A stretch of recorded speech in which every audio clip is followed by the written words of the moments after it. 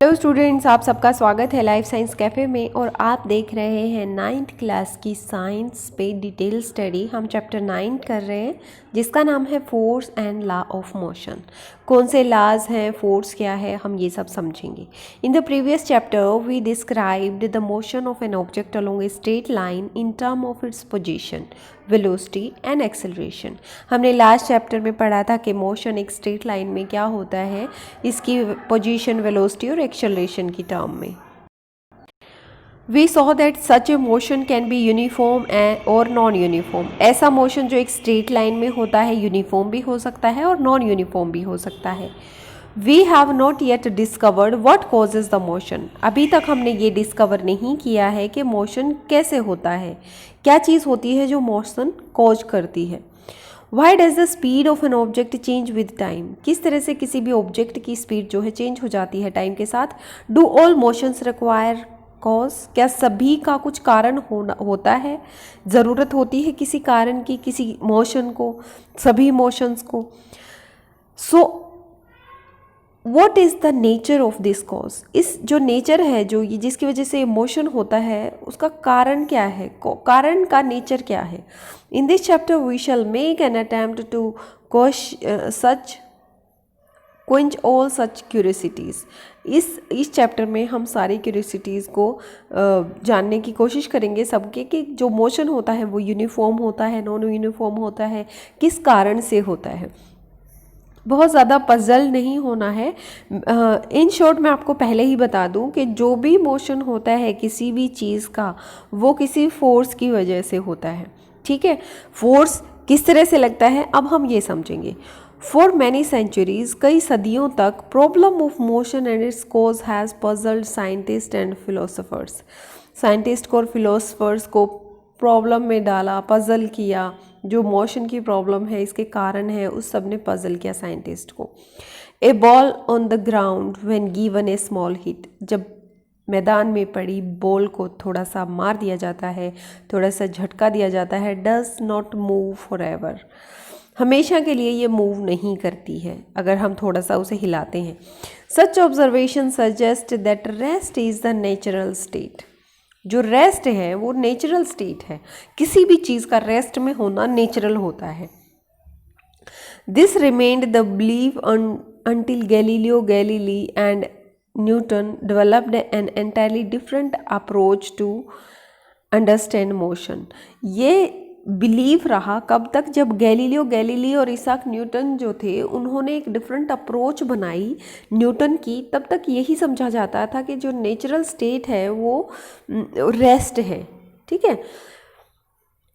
अब in diagram में देखिए कि ये बच्चे ने ट्रॉली को मूव किया है, तो डायरेक्शन में जिसमें पुश किया जा रहा है ये मूव कर रही है। जो ड्रॉर है उसे पुल किया है, खींचा है अपनी तरफ, तो ये मूव कर रही है। ये किसकी वजह से, हमने कुछ फोर्स लगाया है तब ये चेंज हो रहा है, मोशन हो रहा है। पुशिंग, पुलिंग और heating objects change their state of motion. ये सब क्या करते हैं, उनकी स्टेट जो है मोशन की, उसको चेंज करते हैं। एवरीडे लाइफ में हम ऑब्जर्व करते हैं कि कुछ एफर्ट्स की ज़रूरत होती है किसी स्टेशनरी ऑब्जेक्ट को मोशन में, और उस मोशन वाले ऑब्जेक्ट को स्टॉप करने के लिए हमें कुछ एफर्ट्स की ज़रूरत होती है। इसी एफर्ट्स को फोर्स कहते हैं। समझ गए। स्टेशनरी मतलब जो स्थिर ऑब्जेक्ट हैं, जो हिल नहीं रहे हैं, उनके ऊपर हमें कुछ एफर्ट लगाना पड़ता है ताकि वो मोशन में आ जाए। हम ऑर्डिनरी क्या एक्सपीरियंस करते हैं कि हमें मस्कुलर एफर्ट्स की ज़रूरत होती है। हम मसल्स से एफर्ट्स लगाते हैं। Say that we must push और हिट और pull on an object to change its state of motion. हम किसी भी चीज़ की अगर स्टेट ऑफ मोशन को, जिस चीज़ वो हिल रही है, जिस स्टेट में मूव कर रही है, उसे रोकने के लिए या चेंज करने के लिए हमें या तो उसे खींचना पड़ता है, या उसे मारना पड़ता है, या उसे धकाना पड़ता है बाहर अंदर की तरफ, इस तरह से। तो ये चीज़ें ज़रूरी होती है, पुश, हिट और पुल। ठीक है। The concept of force is based on this push. जो फोर्स है कॉन्सेप्ट का जो फोर्स है, एक कॉन्सेप्ट है फोर्स, वो इसी के ऊपर पुश पुल और हीट के ऊपर बेस्ड है।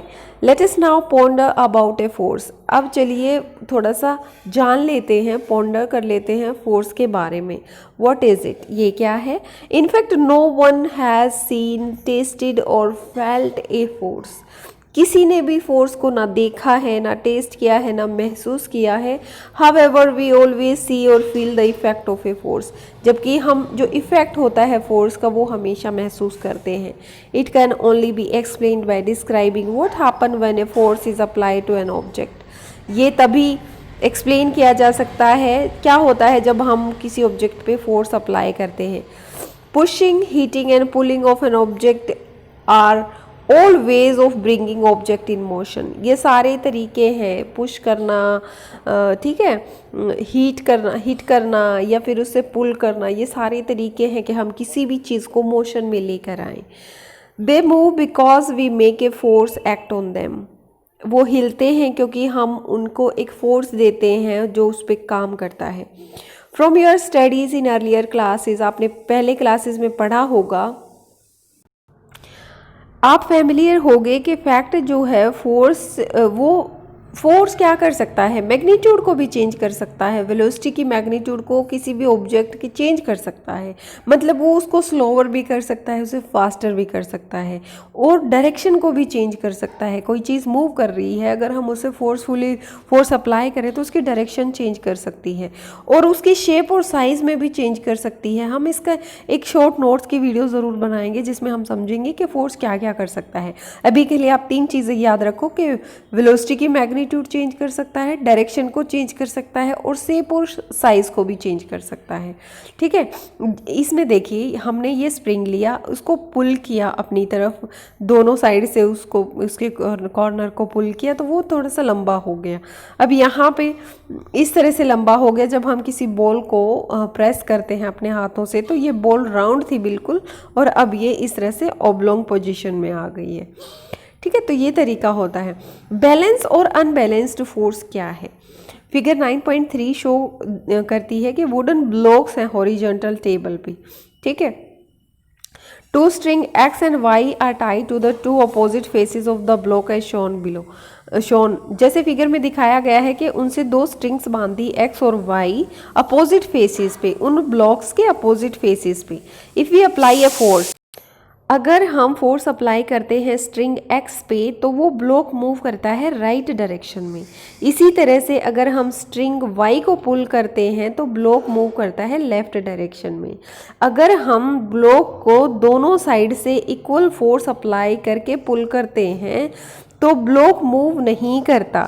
ऐसे फोर्स को बैलेंस्ड फोर्स कहते हैं, और वो चेंज नहीं करते रेस्ट की पोजीशन को या मोशन वाली पोजीशन को, किसी भी ऑब्जेक्ट की पोजीशन को चेंज नहीं करता बैलेंस्ड फोर्स।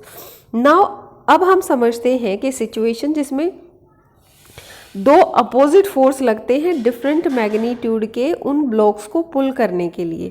इस केस में क्या होगा, block would begin to move in the direction greater force. हम अगर दोनों साइड से अलग अलग अनइक्वल फोर्स लगाते हैं, ये ब्लॉक है, सपोज ये X है, ये Y है, और हमने इनकी डायरेक्शन जो है वो मतलब इनका मैग्नीट्यूड है फोर्स का वो अलग अलग रखा, तो अनबैलेंस्ड फोर्स ये हो जाता है। यहाँ कमज़ोर बच्चा खींचेगा, यहाँ पे कोई ताकतवर बच्चा खींचेगा, तो वो बैलेंस्ड नहीं रहेगा, वो अनबैलेंस काम करेगा। ठीक है, तो जहाँ पे ज़्यादा फोर्स लग रहा है वो ब्लॉक उसी तरफ मूव करना शुरू कर देगा, उसी डायरेक्शन में। तो ये सजेस्ट करता है कि अनबैलेंस्ड फोर्स काम करता है किसी भी ऑब्जेक्ट को मूव करवाने के लिए। ठीक है, ये वाला डायग्राम था जब दोनों तरफ से इक्वल फोर्स लगा तो ब्लॉक नहीं वहाँ से हिला। ठीक है, मोशन नहीं हुआ। जब अनबैलेंस्ड फोर्स लगा, या सपोज एक साइड से आप नहीं खींचते हो दूसरी साइड से खींचते हो, तो वो मूव करने लग जाता है। What happen when some children try to push a box on a rough floor? क्या होता है जब बच्चे किसी बॉक्स को रफ फ्लोर पे पुश करते हैं? If they push the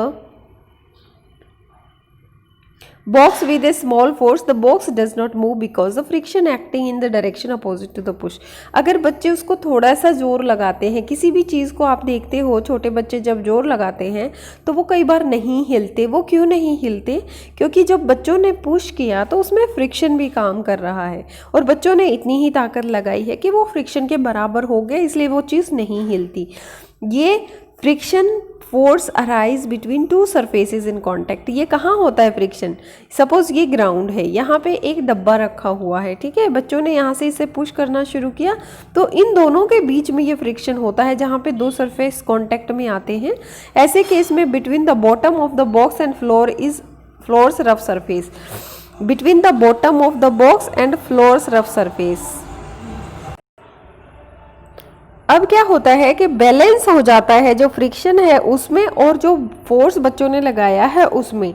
बच्चे थोड़ा सा और तेज़ी से उस पर पुश करते हैं, उस बॉक्स को पुश करते हैं तो फिर भी नहीं हिलता है, क्योंकि फ्रिक्शनल फोर्स जो है वो बैलेंस करता है पुशिंग फोर्स को। चिल्ड्रन पुश करते हैं बॉक्स को थोड़ा सा और तेज़ी से, अब पुशिंग फोर्स थोड़ा सा ज़्यादा हो जाता है फ्रिक्शन फोर्स से और ये अनबैलेंस्ड फोर्स आ जाता है और जिसकी वजह से बॉक्स जो है मूव करना शुरू कर देता है। What happen when we ride a bicycle? जब हम सकते हैं तब क्या होता है? When we stop pedaling the bicycle begin to slow down. जैसे ही हम स्लो करते हैं, पैडल चलाना बंद कर देते हैं तो बाईसाइकिल स्लो डाउन हो जाती है। ये again because of the friction force acting opposite to the direction of the motion. दोबारा से ये वही कारण है कि फ्रिक्शनल फोर्स काम कर रहा है अपोजिट डायरेक्शन में। जो साइकिल के टायर हैं और जो ग्राउंड है वहाँ पे फ्रिक्शनल फोर्स आ गया है तो वो हमारे द्वारा लगाया गया जो फोर्स है उसे धीरे धीरे कम करता जा रहा है, जिसकी वजह से स्पीड जो है कम हो जाती है। In order to keep the bicycle moving, इस साइकिल को मूव करते रहने के लिए हमें फिर से पैडलिंग शुरू करनी पड़ेगी। It thus appear that an object maintain its motion under the continuous application of an unbalanced force. ये अपीयर होता है कि कोई भी ऑब्जेक्ट है मेंटेन करता है इसके मोशन को,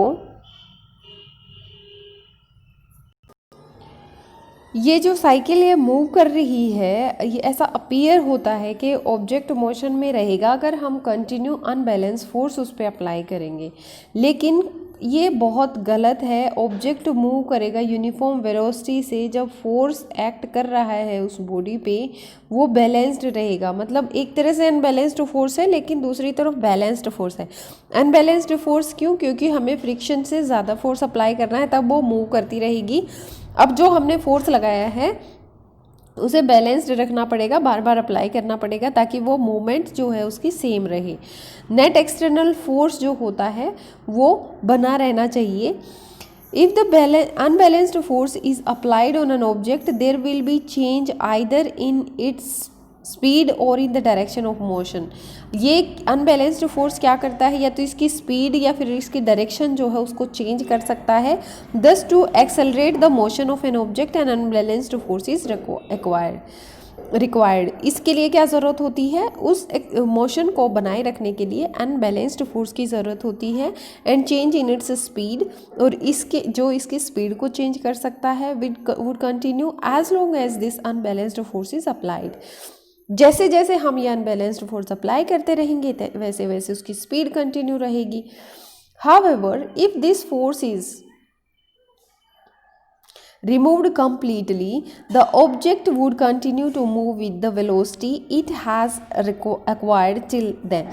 अगर हम इसको completely remove कर देते हैं, जो भी फोर्स हमने लगाया है, तो वो ऑब्जेक्ट मूव करेगा जब तक उसकी वो वेलोसिटी बनी रहती है। ठीक है, जैसे ही हम उसे रिमूव करेंगे उस फोर्स को, तो वो क्या करेगा? कोशिश करेगा मूव करने की उसी वेलोसिटी से जितनी उसने एक्वायर की है अभी तक, जितना उस पर काम हुआ है। ठीक है, फर्स्ट लॉ ऑफ मोशन को हम सेकंड वीडियो में करेंगे। Till then bye bye.